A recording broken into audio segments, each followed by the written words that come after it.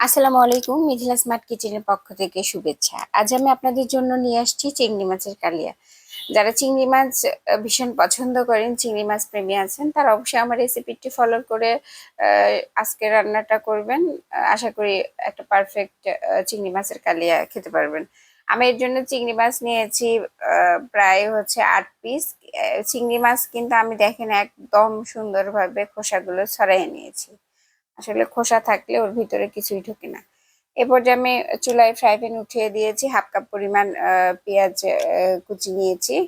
এটা আমি বাদামি হওয়া পর্যন্ত ভেজে নিব। পেঁয়াজটা আপনি হালকা বাদামি থাকতেই অন্য মশলা অ্যাড করবেন। যেহেতু আমি এখান থেকে ব্রেস্তা উঠিয়ে রাখবো, সেজন্য একটু ডিপ কালার করে নিলাম। আমার পেঁয়াজ ভাজা শেষ, এখন আমি ব্রেস্তার জন্য উঠিয়ে রাখবো।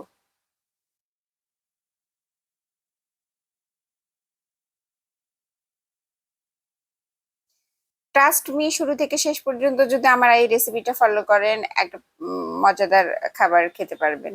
এ পর্যায়ে আমি পেঁয়াজ বাটা অ্যাড করে দিয়েছি 1/2 কাপ পরিমাণ।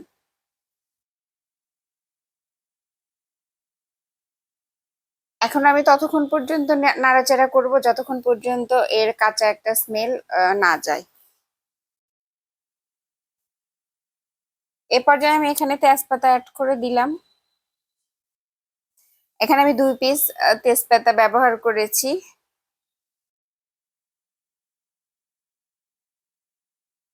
তেজপাতা অ্যাড করার পরে আমি দারচিনি এখানে অ্যাড করে দিয়েছি 3 ফালি।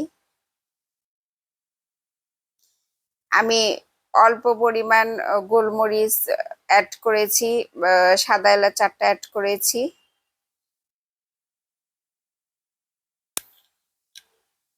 এরপর ভালোভাবে আমি নাড়াচাড়া করে নিব। এরপর আমি জিরা বাটা অ্যাড করে নিয়েছি, রসুন বাটা অ্যাড করে দিব। এখানে আমি কাঁচামরিচ মাঝখানে কেটে ফালি করে অ্যাড করেছি। আজকের এই রান্নাটায় আমি মিষ্টি এবং ঝালের কম্বিনেশনে করব, এই জন্য আমি ঝাল অ্যাড করেছি। যদি এটা আমি চিংড়ি মাছের কোরমা করতাম তাহলে ঝাল একদমই স্কিপ করে যেতাম। এ পর্যায়ে আমি রান্নার এ পর্যায়ে লবণ এবং মরিচের গুঁড়া আমি অ্যাড করে দিয়েছি স্বাদ মতো। এবার আমি আরো 2 থেকে 3 মিনিট ভালোভাবে নাড়াচাড়া করে নিব। এ পর্যায়ে আমি গুঁড়ো দুধ অ্যাড করেছি। আপনার কাছে যদি টক দই থাকে, আপনি কিন্তু এ পর্যায়ে টক দই অ্যাড করে নেবেন। আমি আসলে ম্যাক্সিমাম রান্নায় টক দই ছাড়াই করি, দুধ, লেবু এবং চিনির কম্বিনেশনে। আজকেও তার ব্যতিক্রম হয় নাই। আমি এই যে 1 চামচ চিনি অ্যাড করে দিচ্ছি। এখন আমি একটু লেবু অ্যাড করে দিব। আগে বলেছিলাম আজকের এই চিংড়ি মাছের কালিয়াটা আমি ঝাল মিষ্টি করব, এই জন্য আমি চিনি অ্যাড করে দিয়েছি। এদিকে কিন্তু আমি শুকনা মরিচ এবং কাঁচা মরিচ অ্যাড করে দিয়েছি। দেখতে পাচ্ছেন আমার চিংড়ি মাছটা কত সুন্দরভাবে পরিষ্কার করে নিয়েছি। উপরে খালগুলো কিন্তু আমি রাখি নাই, এভাবে পরিষ্কার করলে একটু ছোট লাগে দেখতে, বাট ভিতরে কিন্তু সব ধরনের মশলা ঢুকে যায় এবং খেতে অনেক সুস্বাদু ও টেস্টি হয়। এ পর্যায়ে আমি চিংড়ি মাছগুলো অ্যাড করে দিব এবং ভালোভাবে কষাইয়ে নিব। এই রান্নাটা কিন্তু কষানোর উপরেই স্বাদ হবে, তাই কষানোটা অবশ্যই ভালো করতে হবে। এরকম বাবেল আসলেই কিন্তু আপনি বুঝবেন না যে হয়ে গেছে, কারণ আরো একটু নাড়াচাড়া করব আমি। দেখা দিব আহ কখন আমি বুঝতে পারবো যে আমার কষানোটা কমপ্লিট হয়েছে। আমি কিন্তু এখানে সামান্য পরিমাণ ব্রেস্তা অ্যাড করে দিয়েছিলাম।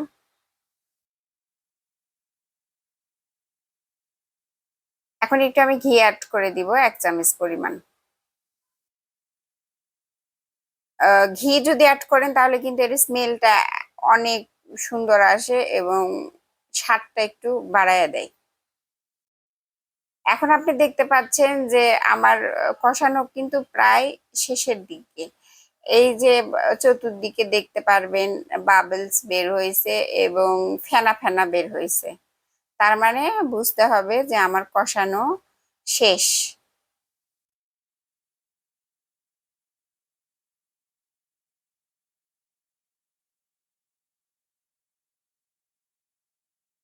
আমার কষানো শেষ হওয়ার সাথে সাথে আমি কিন্তু এখানে আবারও দুধ অ্যাড করে দিচ্ছি। আপনি চাইলে কিন্তু পুরো রান্নাটা দুধ দিয়েই করতে পারেন। আমি এখানে এক্সট্রা পানি ব্যবহার করব না, আমি দুধ দিয়েই রান্নাটা কমপ্লিট করে নিব।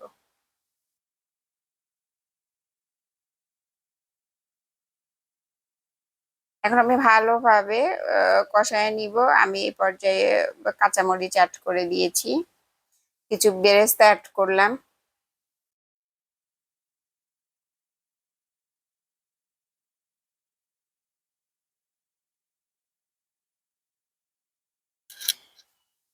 চিংড়ি মাছ তো সবসময় আমরা একভাবে খেয়ে দেখি, এভাবে একটু রান্না করে দেখেন কতটা টেস্টি লাগে এবং আলাদা একটা টেস্ট চলে আসে। আমি কিন্তু 5 থেকে 10 মিনিটের জন্য মিডিয়াম লো আঁচে ঢেকে দিয়েছিলাম। আমি আগে বলেছিলাম আমি কিন্তু আমার রান্নাটা পানি অ্যাড করব না, শুধু দুধ দিয়ে কমপ্লিট করব। আমি আবারও ঢেকে দিয়েছি। আমার রান্না কিন্তু শেষ পর্যায়ে চলে আসছে। দেখতে পাচ্ছেন কালারটাও অনেক ভালো হয়েছে। ক্যামেরার চেয়ে অফ ক্যামেরায় আরো ভালো লাগতেছিল দেখতে। আলহামদুলিল্লাহ, আমি মুখে নিয়ে দেখেছি অফ ক্যামেরায়, টেস্টও ভালো হয়েছে। আমি কিন্তু এখানে অফ ক্যামেরায় কিসমিস অ্যাড করে দিয়েছিলাম, আপনি কিন্তু অবশ্যই কিসমিস অ্যাড করে দিবেন। আমার রান্নাটা কিন্তু কমপ্লিট হয়েছে। এবার আমি সার্ভিং ডিশে ঢেলে পরিবেশন করব। দেখতে পাচ্ছেন কতটা পারফেক্ট চিংড়ি মাছের কালিয়া হয়েছে।